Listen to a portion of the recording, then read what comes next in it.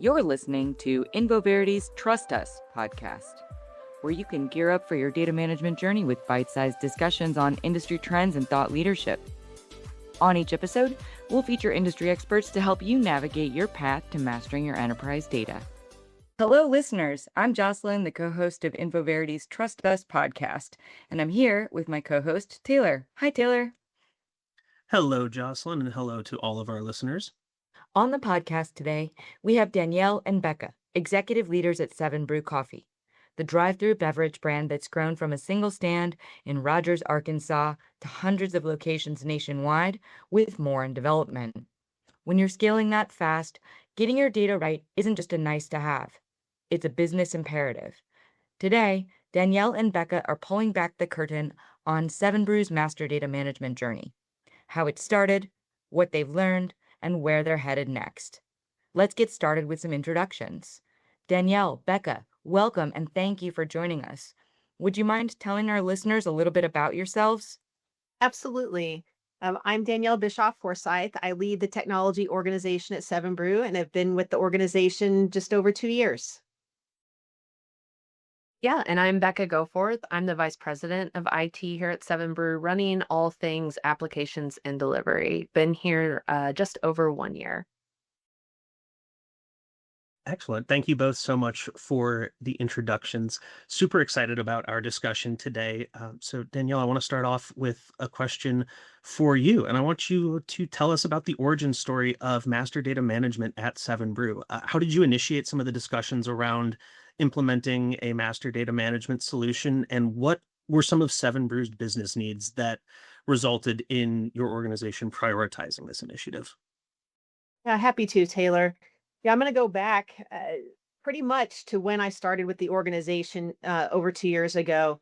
And, Jocelyn mentioned all of the growth that we had as a company. And what we undertook then was, knowing this growth that was planned, we started to look at all the systems, processes, and partners that we had in place and made some really tough decisions to, in a large part, bring in a lot of new systems into our landscape, whether it was all the way at the stand with our point of sale and our CRM, even back to all of our backend systems, including ERP, HR systems, payroll, et cetera. And so when we decided to do that, bring in a whole new technology stack for the company, it became obvious to us pretty quickly that data is the fuel to all of those systems. And, along the side of implementing the new solutions, we knew we had a need to establish master data as a priority within the company. And what I would say is, like Jocelyn said, we started out very, very small and have grown so rapidly. We weren't going to jump into a full-blown master data management plan. But what we did right out of the gate as we were implementing these new solutions was to establish what I would call a master data light. And what that entailed was establishing the handful of data domains that were going to be critically important to our business, and then identifying owners of each of those domains and establishing what their roles and responsibilities were to create, single source of truth. They would be responsible for things like definitions or calculations, and even access to that data owner or data steward would control. So, to answer your question, that would be the origin story of how we started with master data at 7 Brew.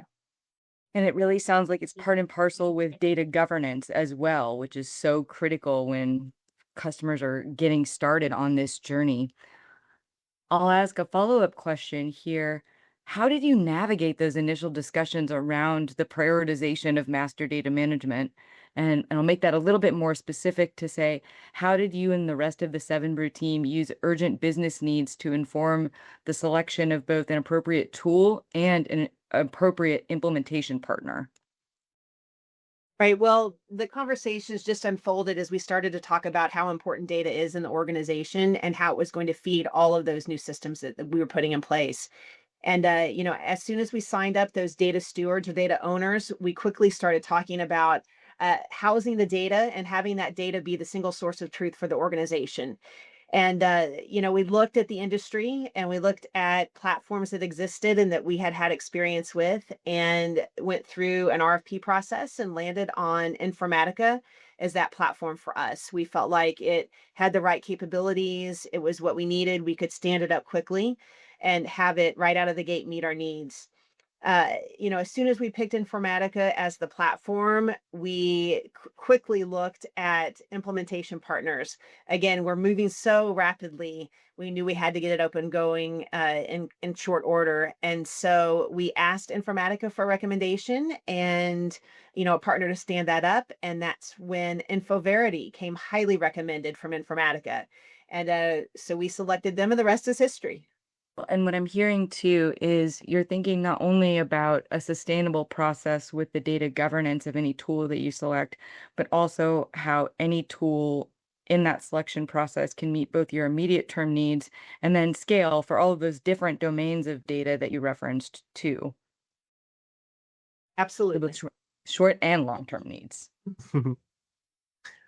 No, that's an excellent response.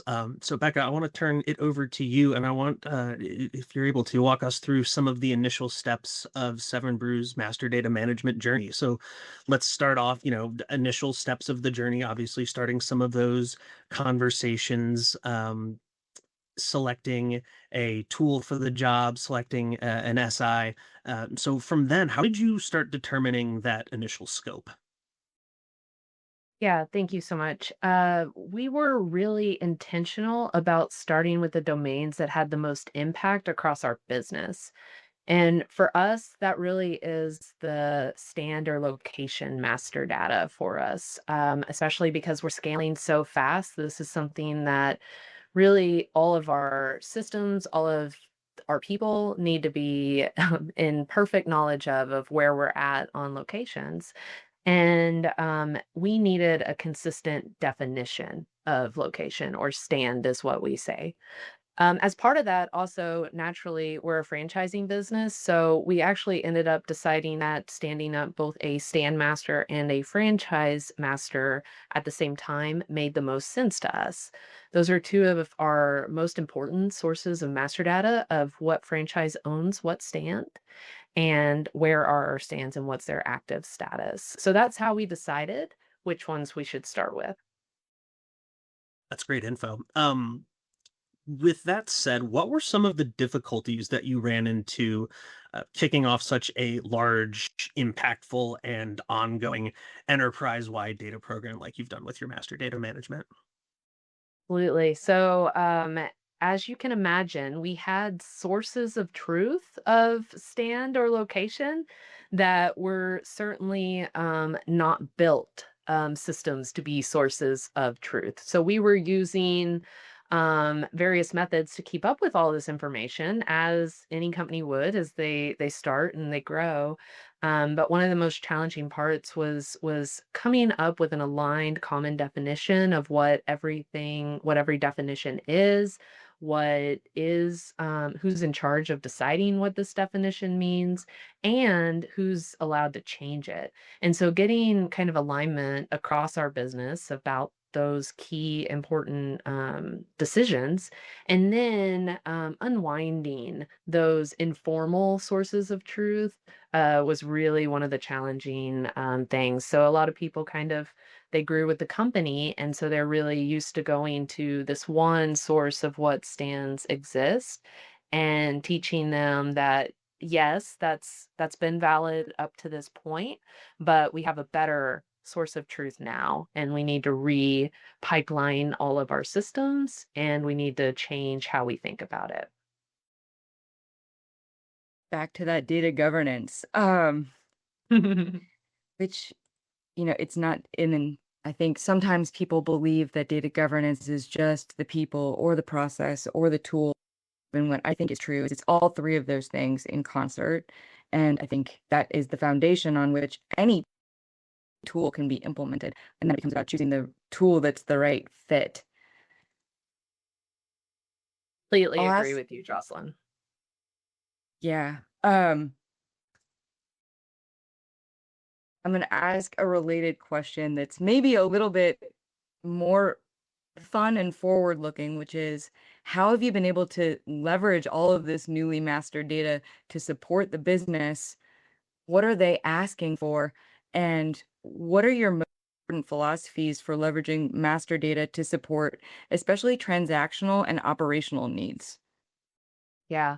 So, another kind of point that's really fun about this growth, this amazing growth at Seven Brew is as we're growing, we just get more and more fun problems to solve together with the business.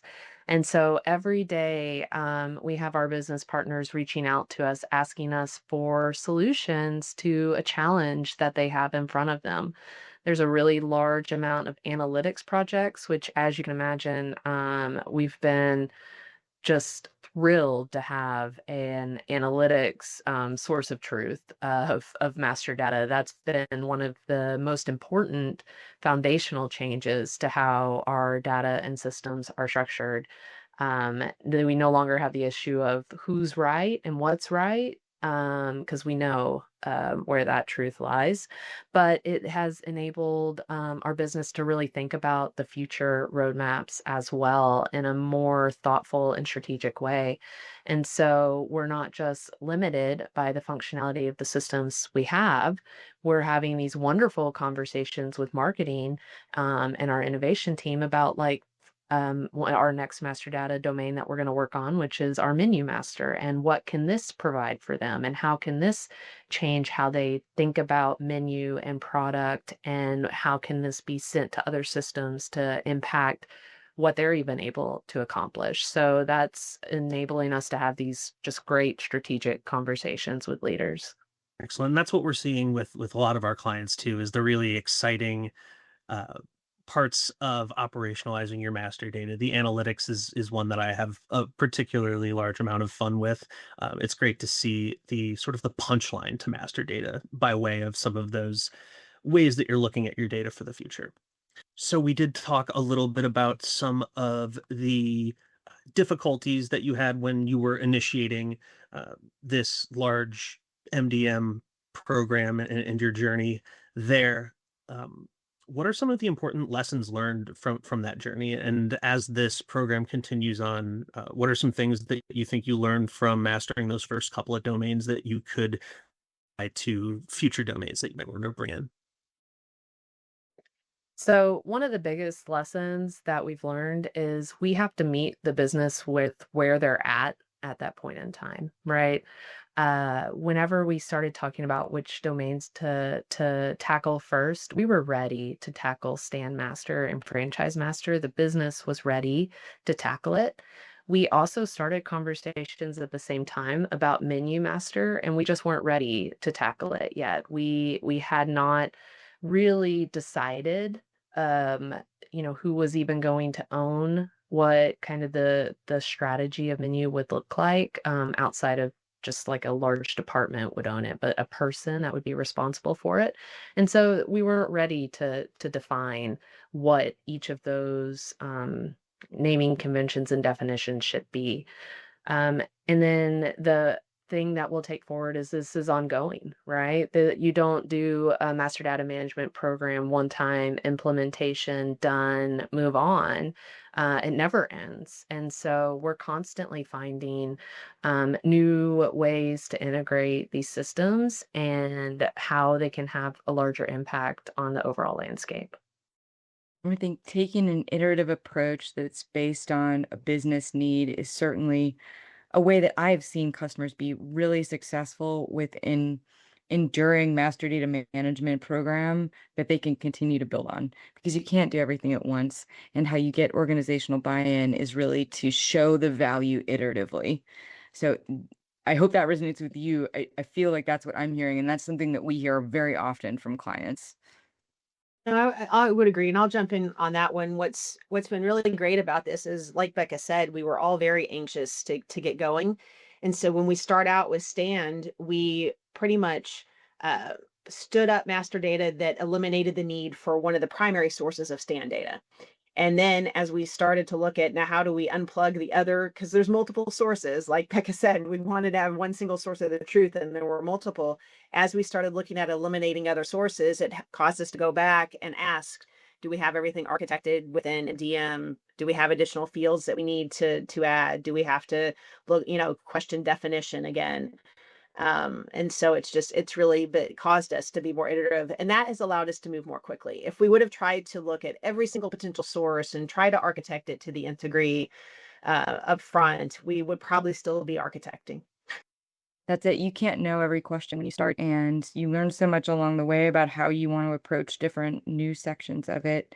Having that plan, having a roadmap becomes really the key to success, and then iterating on that. And then I guess to that end, now that you've taken these first steps on the journey, what does that future actually look like? Specifically within the next 12 to 18 months, what is your plan for master data management within your organization? Absolutely. So I think we'll continue to mature what data governance looks like for us. And I think we'll really focus probably the next 12 months on maturing mostly the master data that we've already built there and the data governance processes related to it. Once we launch Menu and Product Master, we're going to be figuring out all the ways to unwind some of those other sources of truth that we had for Menu. And I think that we'll be setting up more and more rules around what good data is and what definitions of these are. Because even with Stand Master and Franchise Master, we're finding additional needs and use cases for additional things that we need to track. And then who's gonna manage it? Who's gonna be in charge of what this means? So that'll be our primary focus. And just kind of unplugging as it's needed, and as we're ready, one by one, those other sources of truth. All right. So, Danyel and Becca, that brings us to the end of the questions that we have for you today. We've really enjoyed discussing all of the exciting new things that are happening for you all at 7 Brew. And just to make sure that we covered everything that you all want to cover, I want to play back the very compelling story that you told us. So 7 Brew is growing incredibly quickly, both in terms of business, but also in terms of the quantity of systems you need and the capabilities that you need to have in those systems. And ultimately it results in a lot of complexity. Your team needed to decide not only on what tool to implement and how and who was going to do that, but you had to make decisions as to who owned what aspects of the project and the business. You needed to have more alignment on some definitions in your business. And you did all those things. You made those business definitions. You decided who owned what. You opted to strategize around your most critical domains and start with Stand and Franchise. And ultimately, this resulted in your organization being able to think towards the future, towards different analytics, things that you could potentially expand into, other domains that you could expand your MDM into. And ultimately, it sounds like the organization is really, really thrilled with the results that you've been able to get. And that's, of course, always what we hope for as part of these initial MDM program initiations. So I think that that's a really, really compelling story for our audiences. Is there anything that we left out or that you'd like to cover before we wrap? No, I don't think so. I think you covered it. Excellent. Well, thank you so much, Danyel and Becca, for your time today. We really, really appreciate it. And Jocelyn, I think that that's a wrap. For more than a decade, Infoverity has been established as an industry-leading consultancy specializing in solving enterprise data management business problems with best-in-class technical solutions. Our firm has consultants located around the globe, with headquarters in Columbus, Ohio, and Valencia, Spain. If you'd like to learn more about how we can help you, please visit our website at infoverity.com. We've also included additional contact information in the show notes.